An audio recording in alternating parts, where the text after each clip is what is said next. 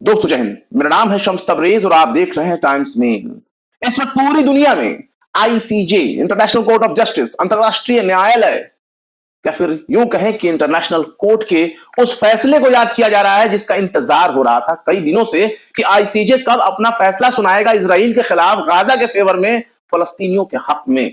फैसला आ गया है और इस बार दक्षिण अफ्रीका ने वो कर दिखाया है जो दुनिया के बड़े बड़े छुब्बे वाले 22 से ज्यादा अरब ममालिक नहीं कर सके।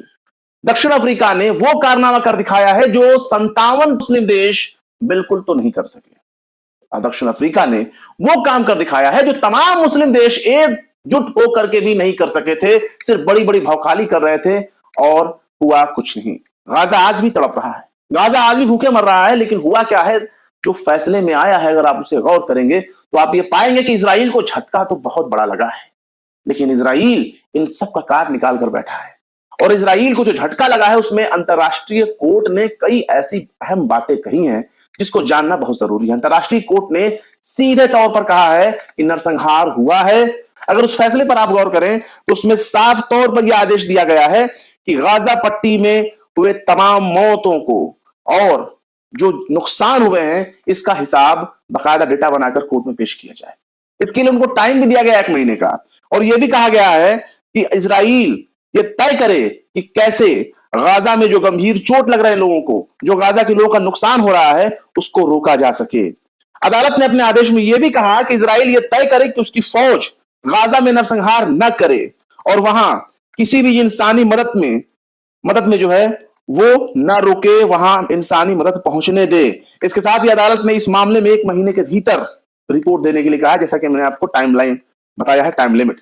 दक्षिण अफ्रीका ने आरोप लगाया था कि गाजा में इजराइल नरसंहार कर रहा है, जिनोसाइड कर रहा है। उसने जो है संयुक्त राष्ट्र की जो सबसे बड़ी अदालती टीम है, जिसको आप इंटरनेशनल कोर्ट कह रहे हैं, उसी आईसीजे के सामने ये इल्जाम लगाया था कि इस पर तुरंत सुनवाई हो और कोर्ट अपना फैसला दे। लेकिन कोर्ट ने सीज फायर का, शांति विराम का, शांति का कोई आदेश नहीं दिया है। यानी इजराइल गाजा पट्टी पर हमले कर सकता है, हमास को मारने के नाम पर वो हमले कर सकता है और कह सकता है कि साहब हम आम जनता को कहां मार रहे हैं, हम तो हमास को मार रहे हैं, जैसा कि वो कहते आ रहा है बहुत पहले से। इसके आगे हम आपको ये भी बताएंगे कि कैसे इंटरनेशनल कोर्ट ने इतना बड़ा फैसला दिया तो दिया, लेकिन अगर आप उस फैसले के अंदरूनी तह तक जाकर के देखेंगे तो पता ही चलेगा कि वो तो चित्कार रहे हैं, इजराइल को समझा रहे हैं। इंटरनेशनल कोर्ट ये समझा रहा है कि मुन्ना ऐसा मत करो, वैसा मत करो। वो डंडी में उठाकर मारने की कोशिश कर रहे हैं, उसके शरीर पर पड़ भी रहा है, लेकिन वो होता है ना, जैसे हम छोटे बच्चे को डंडा तो उठाते हैं, चप्पल उठाते हैं, उसकी मां बेलन उठाती है बच्चे को मारने के लिए, लेकिन बच्चे को कोई चोट नहीं आती, बच्चे पर कोई असर नहीं होता, बच्चा केवल दूर से डर जाता है बस, और होता कुछ नहीं। और यहां तो इजराइल कह रहा है कि हमें कोई ऐसा फर्क नहीं पड़ता, हम तो कर रहे हैं जनाब। क्या कहा है वो भी हम आपको बता देंगे। आप समझ जाइएगा कि इंटरनेशनल कोर्ट में कितना दम है। इंटरनेशनल कोर्ट किसके लिए बनाया गया है, किसकी मदद के लिए बनाया गया है, ये दुनिया अपने आंखों पर पड़ी पट्टी को जरा खोल करके देख ले। वक्त आ गया है दुनिया को देखने का। आईसीजे के चीफ यानी इंटरनेशनल कोर्ट ऑफ जस्टिस के जो अध्यक्ष हैं, उन्होंने कहा है कि गाजा में जितने जो मानवीय त्रासदी हो रही है, इंसानों की जिंदगी पर जो नुकसान हो रहा है इंसानी जानो माल का, हम उस पूरे मामले से वाकिफ हैं और हम गाजा में मारे जा रहे लोगों को लेकर चिंतित हैं। लेकिन अब सुनिए इजराइल ने क्या कहा। इजराइल के प्रधानमंत्री बेंजामिन नेतन्याहू ने नरसंहार के केस को बहुत आपत्तिजनक बताया। कहा है कि यह नरसंहार का जो केस है यही बहुत बेहद आपत्तिजनक है। इजराइल अपनी सुरक्षा के लिए हर संभव कदम उठाना जारी रखेगा। और अब तक ये जो पूरा हमला हो रहा है ना गाजा के ऊपर, आम लोगों को मारा जा रहा है हमास के नाम पर, ये सुरक्षा के नाम पर ही मारा जा रहा है। ब्रिटेन हो चाहे अमेरिका हो, वो गाजा के खिलाफ इजराइल के फेवर में सिर्फ इसी शब्द का इस्तेमाल करते आए हैं, सिक्योरिटी, तहफ्फुज, सुरक्षा। और सुरक्षा के नाम पर ही इजराइल की पूरी मदद करते आ रहा है अब तक अमेरिका। और आप पाएंगे कि यहां इजराइल भी उसी सुरक्षा शब्द का इस्तेमाल कर रहा है, सुरक्षा अल्फाज का इस्तेमाल कर रहा है और कह रहा है कि साहब हम तो जो अपना कोशिश कर रहे हैं अपनी हिफाजत के लिए, तहफ्फुज के लिए, सुरक्षा के लिए, सिक्योरिटी के लिए, वो जारी रखेंगे। यानी हमले जारी रहेंगे, लोग मरते हैं तो मरे, हमें अपनी सुरक्षा से मतलब है। कुल मिलाकर निचोड़ यही है कि इजराइल के खिलाफ अगर कोई कोर्ट का फैसला आता है, इजराइल पर कोई घंटा फर्क नहीं पड़ने वाला, कोई फर्क नहीं पड़ने वाला। हालांकि इस फैसले के आने से पहले, जब इससे पिछली बार सुनवाई हुई थी, तब दक्षिण अफ्रीका ने इजराइल के ऊपर नरसंहार का इल्जाम लगाया और कहा कि नरसंहार यानी जेनोसाइड कन्वेंशन का उल्लंघन हुआ है गाजा में, और गाजा में नरसंहार के मुजरिम यानी इजराइल को दोषी ठहराया जाए, इस पर जो है एक्शन लिया जाए। और इजराइल इन तमाम इल्जामों से खारिज करते आया। उसने सीधे उसका एक रटा रटाया डायलॉग रहा है कि साहब हम अपनी हिफाजत के लिए आजाद हैं, अपनी हिफाजत हम कर रहे हैं, हमास ने हमारे साथ ये किया, हमास ने हमारे साथ वो किया, हमारे साथ ये किया, तमाम तरह के ये किया वो किया करता रहता है।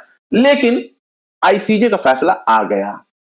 लेकिन इस पूरे लबोलवाब में यही समझ में आ रहा है कि इजराइल का ना तो कुछ बिगड़ने वाला है और ना तो कुछ नुकसान होने वाला है। हालांकि अंतर्राष्ट्रीय न्यायालय ने यह जरूर कहा है जुमे के फैसले में कि इजराइल को 1948 के जेनोसाइड कन्वेंशन का पालन करना होगा। गाजा में ज्यादा इंसानी मदद पहुंचने की इजाजत देनी होगी, यानी जो ट्रक्स, जो मदद इस वक्त रुके हुए हैं रफा क्रॉसिंग पर, यानी मिस्र का जो रफा, मिस्र और गाजा के बीच में जो रफा क्रॉसिंग है, वहां पर जो मदद रोक दी गई है, यह कह करके कि इस बात की कोई गारंटी दे कि इस मदद का इस्तेमाल हमास नहीं करेगा। हालांकि जो खास पॉइंट रहा है इसमें, अदालत ने यह कहा है कि इजराइल को गाजा में नरसंहार को रोकना होगा, अपनी सेना को नरसंहार करने से रोकना होगा। अब आप सोच सकते हैं, जिस सेना को आदेश दिया गया कि गाजा बिल्कुल साफ कर दो, जिस सेना को आदेश दिया गया कि जो नजर आए उसको मार दो, भले ही तुम्हारा अपना आदमी क्यों ना हो, उस इजराइल की सेना से यह उम्मीद की जा रही है कि वो गाजा में नरसंहार ना करे। वो नरसंहार करने के लिए वहां गई हुई है, इमारतें, बड़ी बड़ी बिल्डिंगें, यहां तक कि लूट मार, पैसों की लूट, गहनों की लूट, हर तरह का लूटपाट वो कर चुकी है। टिकटॉक पर वीडियो बना चुकी है कि किस तरीके से जो है इमारतों को उड़ाया जाता है अपने शौक के लिए, अपने मजे के लिए, एंटरटेन के लिए। इस तरह के तमाम चीजें गाजा में हो रही हैं, दुनिया देख रही है। अदालत कह रही है कि इजराइल को नरसंहार होने से रोकना होगा, यानी बिल्ली से उम्मीद की जा रही है कि वो दूध को ना पिए बल्कि दूध की सुरक्षा करे। आईसीजे ने यह भी कहा है कि गाजा में कत्ल को रोकने के लिए बेहतर कदम उठाना चाहिए इजराइल को, और इसका बाकायदा आदेश दिया है कि गाजा में हत्याएं रोकने के लिए कदम उठाया जाए। अदालत ने इजराइल के उस तर्क को भी बिल्कुल सिरे से खारिज कर दिया जिसमें इजराइल ने कहा था कि आईसीजे को निर्देश देने का कोई हक नहीं है, ये उसके अधिकार क्षेत्र में नहीं आता, और कह दिया कि पालन तो आपको करना होगा। और अब इस बात का भी कयास लगाया जा रहा है कि गाजा में इजराइल अब क्या करेगा, क्या वो फैसले को मानते हुए तुरंत रोक देगा जो भी वहां जंग चल रही है उसको। इसका अंदाजा आप इसी बात से लगा सकते हैं कि जब दक्षिण अफ्रीका कोर्ट पहुंचा था, आईसीजे पहुंचा था, तो उस वक्त बेंजामिन नेतन्याहू ने ट्विटर पर, सोशल मीडिया एक्स पर लिख करके कहा था कि हम साउथ और नॉर्थ गाजा में सुरक्षा बहाल करेंगे, हमें कोई नहीं रोकेगा। क्या बोला? हमें कोई नहीं रोकेगा, न हेग, न बुराई की धुरी, और न ही कोई और। इसमें क्या क्या उसने कहा? हमें कोई नहीं रोकेगा, न हेग।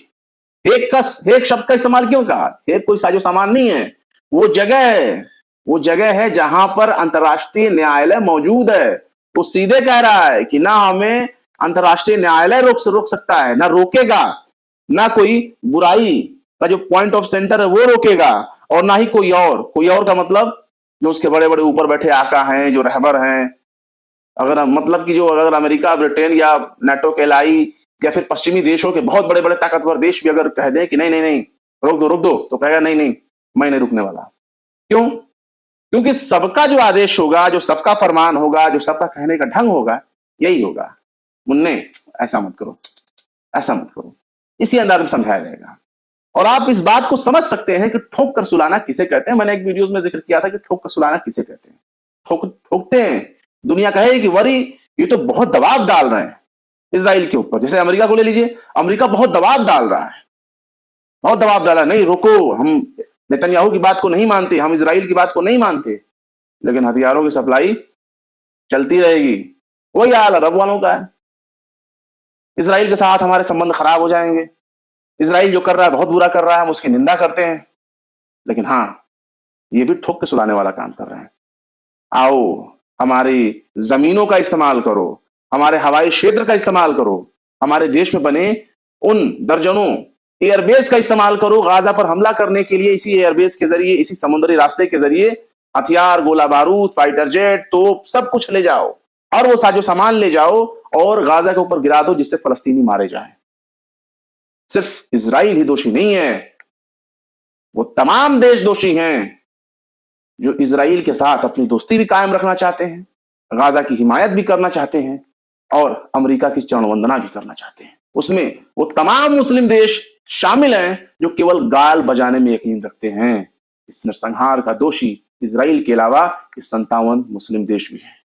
तो छुब्बे वालों को तो स्पेशल क्रेडिट जाता है गाजा की नरसंहार के लिए। फिलहाल क्या कहेंगे आईसीजे के इस फैसले को लेकर के?